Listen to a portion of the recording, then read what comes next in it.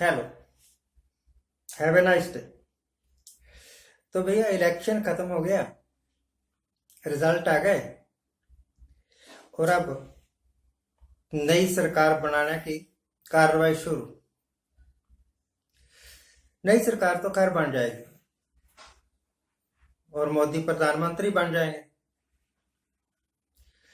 इस वक्त हालत यह है कि मोदी साहब के पास फुल मेजोरिटी नहीं है, मेजोरिटी से काफी पीछे रह गए और अब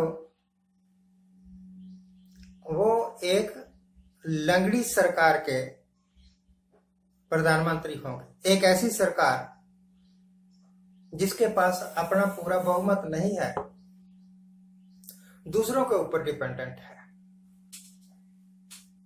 ऐसी सरकार के प्रधानमंत्री। और कौन चाहता है कि मैं किसी के ऊपर डिपेंडेंट रहूं? मोदी जैसा आदमी तो हरगिज नहीं चाहता, मैं नहीं चाहता। Nobody wants. कौन चाहता है कि मेरे सिर पर हर वक्त खतरा मंडराता रहे? कोई नहीं चाहता। तो सरकार बनने के बाद असली खेल शुरू होगा। असली खेल ये होगा कि मोदी साहब जो कि तीसरी बार प्रधानमंत्री बनेंगे, वो अपने विरोधियों को गायब कर देंगे। कैसे गायब कर देंगे भाई? कौन सी जादू की छड़ी है? उनके पास अभी भी ईडी है, अभी भी सीबीआई है, अभी भी फाइलें खुल सकती हैं, अभी भी मन घड़ंत केस बनाए जा सकते हैं, बहुत कुछ हो सकता है। आपको याद होगा राहुल गांधी को कई बार पूछताछ के लिए बुलाया गया था, कई बार सोनिया गांधी को बुलाया गया था। उस वक्त राहुल गांधी ने कहा था कि जितनी बार मर्जी बुला लो, मैं डरने वाला नहीं हूं, गांधी हूं मैं। और फिर उन्होंने नाम लिया एक महान नेता का कि मैं वो नहीं हूं, मुझे नहीं नाम लेना चाहिए। मैं क्यों कहूं कि उन्होंने कहा था कि मैं सावरकर नहीं। कुछ ना कुछ तो कमी होगी सावरकर में, जो कांग्रेसियों को दाव लग गया ये कहने का कि मैं गांधी हूं, सावरकर नहीं हूं। कुछ ना कुछ तो होगा। खैर, अगले 6 महीने तक, बल्कि अगले 5 साल तक, अगर यह सरकार 5 साल चली तो यही ड्रामा होता रहेगा। हो सकता है कि जिस तरह अपने महाराष्ट्र में शिवसेना को तोड़ा गया था, उसी तरह भाई कांग्रेस को तोड़ दिया जाए। जब हर एक चीज बिक ही जाती है, बिकाऊ लोग हैं। अभी हिमाचल में क्या हुआ था? 6 एमएलए तोड़ लिया बीजेपी वालों ने। किस लालच के कारण टूटे होंगे? लालच तो एक ही है ना, कि या पैसा मिला होगा या कि हम आपको मिनिस्टर बना देंगे, हमारी तरफ आ जाए। 6 एमएलए तोड़ लिए, फिर काफी दिन ड्रामा चला,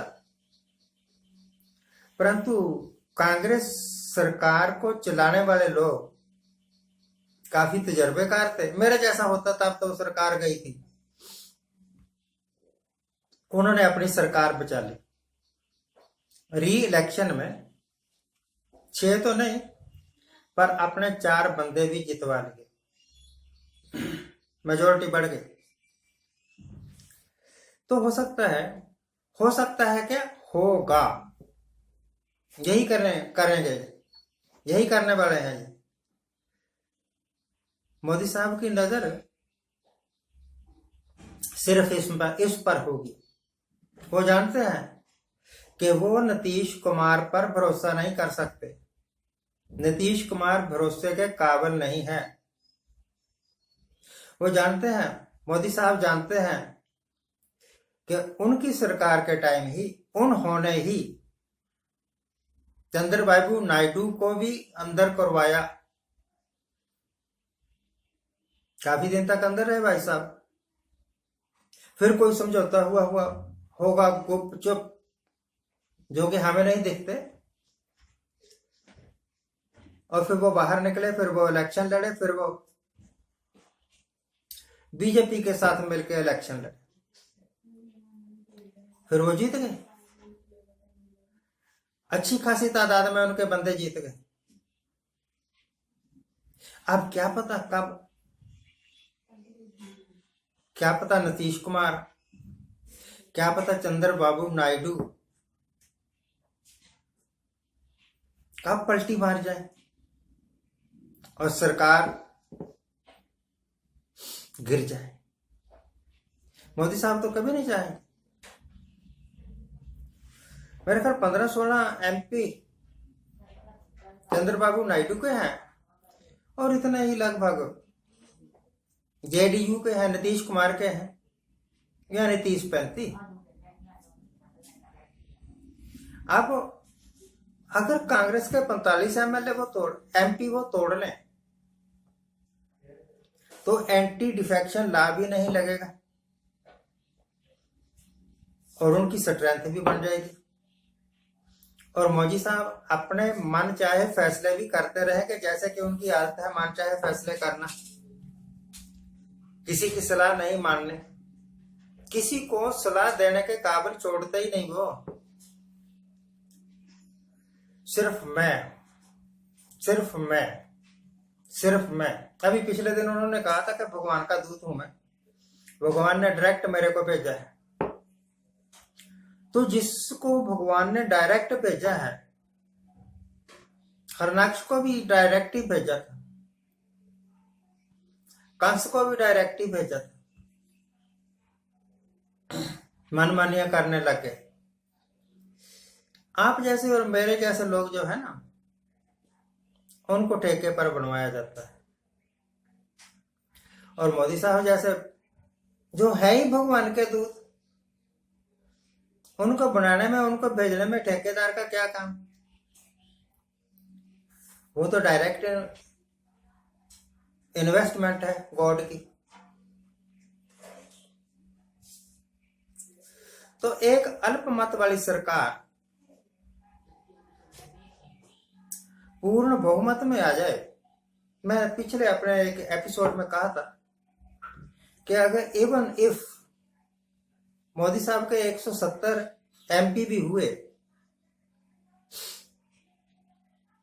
तब भी वो सरकार बना लेंगे, तब भी वो 5 साल सरकार चला देंगे,